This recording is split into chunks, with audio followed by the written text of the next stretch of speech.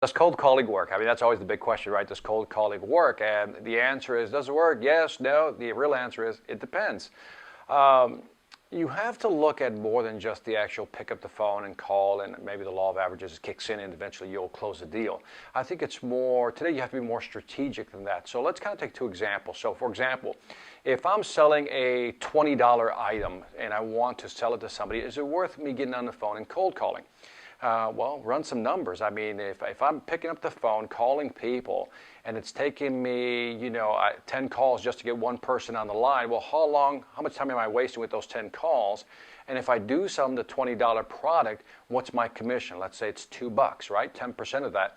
And so was it worth making 10 calls for $2? The question is no. So in that case, cold calling doesn't work or is ineffective, so it doesn't work. So that's one extreme. The other extreme could be, let's say you're selling a $1 million system and now it's a B2B scenario and you're calling on a very large company.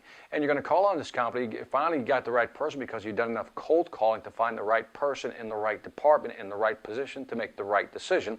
Then if you sell that system in a month or two, and all of a sudden your commission is 10% again, now it's $100,000, was it worth cold calling? The answer is absolutely yes. So the answer to whether cold calling works or not is, it depends. If it's a small sale, I don't think so. If it's a large sale worth the return on investment, then absolutely cold calling is effective. So what's the best way of cold calling? Well, I think it's harder today than it's ever been. I think, we should talk about cold calling via email because I think people are more comfortable with email. If you don't believe me, ask yourself this. Why do you text somebody instead of calling them? Because texting seems to be less intrusive. And so I think email seems to be less intrusive as well. But within that email, again, you have to, put in your famous value proposition of how you can help the customer, and they have to be very good value propositions to grab their attention. So does cold calling work? I mean, is it effective today? Again, large sale, yes, small sale, no. But the real problem, I think, is even if you say it is worth it, getting past the gatekeeper and so forth and so on, people who are going to block you from getting the decision maker is very hard. It's getting harder every day because they're bombarded. Our clients are bombarded by information and different vendors trying to call on them. So that's also hard.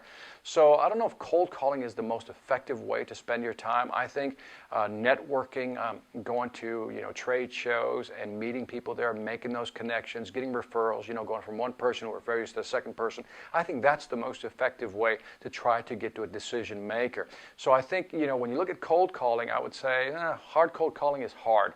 But I think if you can find ways to get referrals, join networking groups that are in your market niche, I think is another way to get in. Because again, it's easier to pick up the phone and say, hey, Bob, your friend told me to call you. Well, can I set up a time to meet with you? He said it would be worth your time.